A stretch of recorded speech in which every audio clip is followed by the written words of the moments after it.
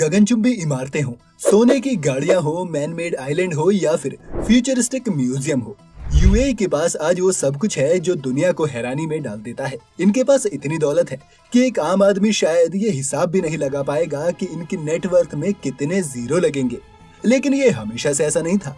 एक वक्त था जब यहाँ पर सिर्फ गर्म रेत के सिवा कुछ नहीं था। तो इन्होंने ऐसा क्या किया कि आज ये इतने अमीर बन गए?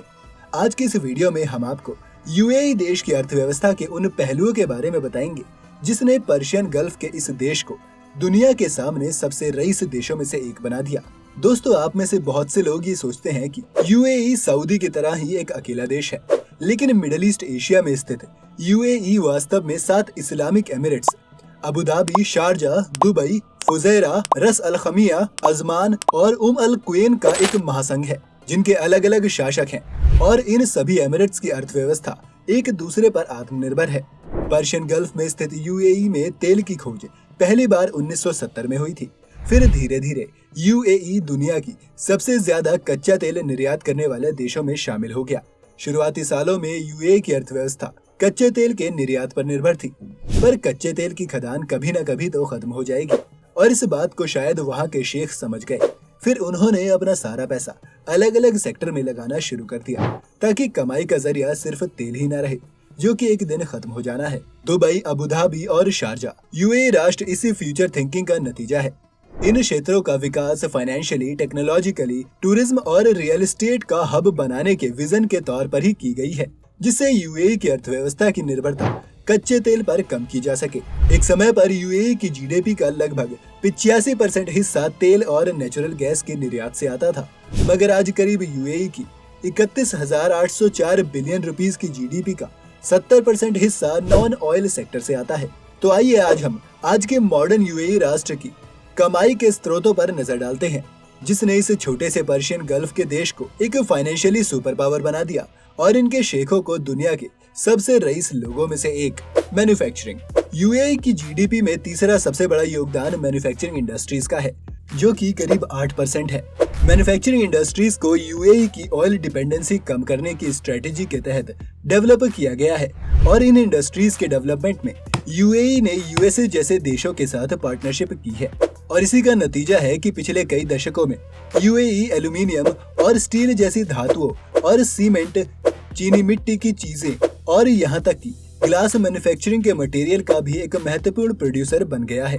इसके साथ ही यूएई तेल के अलावा अपने मैन्युफैक्चर्ड चीजों को भी सऊदी अरब, इंडिया, ओमान और स्विट्जरलैंड जैसे देशों को एक्सपोर्ट करती है। मैन्युफैक्चरिंग सेक्टर में होने वाला इंटरनल और एक्सटर्नल बिजनेस का वॉल्यूम इतना है कि इस सेक्टर की यूएई की जीडीपी में 8% से ज्यादा की हिस्सेदारी है। कंस्ट्रक्शन। दोस्तों, दुबई और अबू धाबी की ऊंची ऊंची इमारतों से भरे वहां की स्काईलाइन का अद्भुत नजारा तो हम सब ने इंटरनेट और न्यूज में तो काफी देखा है। इन लग्जरियस इमारतों और होटल्स को बनाने के पीछे है यूएई की कंस्ट्रक्शन इंडस्ट्रीज, जिनका यूएई की जीडीपी में करीब 8.3% की हिस्सेदारी है। यूएई के शेखों ने कंस्ट्रक्शन इंडस्ट्रीज का इस तरीके से विकास किया है कि दुनिया भर के पर्यटक और रईस लोग यहाँ घूमने और रहने आते हैं। दरअसल ये यहाँ के शेखों के फ्यूचरिस्टिक विजन को दर्शाता है, जिससे यूएई को सिंगापुर और हांगकांग की मिडिल ईस्ट में दुनिया का फाइनेंशियल और इंडस्ट्रियल हब बनाया जा सके। दुनिया का सबसे बड़ा एयरपोर्ट हो या सबसे ऊंची इमारत, सभी यहाँ की कंस्ट्रक्शन इंडस्ट्रीज की देन है और यही वजह है कि अकेले अबू धाबी के कंस्ट्रक्शन से यूएई की जीडीपी को 1763 बिलियन रुपीस का योगदान मिलता है। Mining and quarrying. यूएई की अर्थव्यवस्था का 29.8% हिस्सा माइनिंग और क्वेरिंग से आता है।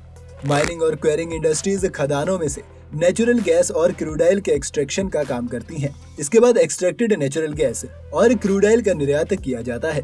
साल 2009 में जहां माइनिंग और क्वेरिंग इंडस्ट्रीज की यूएई की जीडीपी में 85% की हिस्सेदारी थी, वहीं 2021 में इन इंडस्ट्रीज की यूएई की जीडीपी में 29.8% हिस्सेदारी रह गई है। और तो और दुबई की जीडीपी में इन इंडस्ट्रीज की हिस्सेदारी 2% से भी कम रह गई है। माइनिंग और क्वेरिंग इंडस्ट्रीज की आज भी यूएई की जीडीपी में सबसे बड़ी हिस्सेदारी है, मगर ये हिस्सेदारी अब नॉन ऑयल सेक्टर से काफी कम है। Wholesale and retail. यूएई की जीडीपी का करीब 12.5% हिस्सा होलसेल और रिटेल सेगमेंट से आता है। यूएई का दुबई शहर दुनिया के प्रमुख शॉपिंग डेस्टिनेशंस में से एक है और यहाँ आने वाले टूरिस्ट यहाँ की रिटेल और होलसेल इंडस्ट्रीज के लिए रेवेन्यू का एक प्रमुख स्रोत है।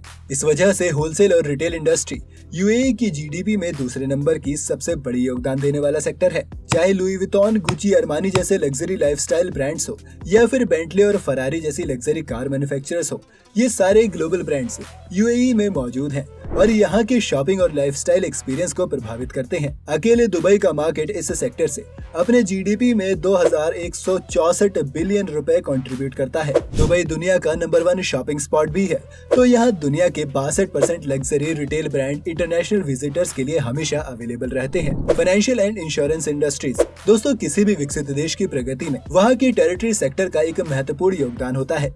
यूएई की सबसे बड़ी टेरिटरी इंडस्ट्री है फाइनेंशियल और इंश्योरेंस कंपनीज, जिनका जीडीपी में करीब 8% का योगदान है। कच्चे तेल का एक महत्वपूर्ण निर्यातक होने के कारण यूएई में दुनिया की कई प्रसिद्ध फाइनेंशियल और इंश्योरेंस कंपनीज की मौजूदगी है और इन कंपनीज से करीब 1442 बिलियन रुपए का कंट्रीब्यूशन यूएई की जीडीपी में मिलता है। ये तो थी यहाँ की अर्थव्यवस्था की बात। जहाँ तक आम जनता का सवाल है, तो यहाँ आम लोगों की कमाई पर किसी भी प्रकार का इनकम टैक्स नहीं लगता। हालांकि तेल कंपनियां और विदेशी बैंकों पर कॉर्पोरेट टैक्स जरूर लगता है।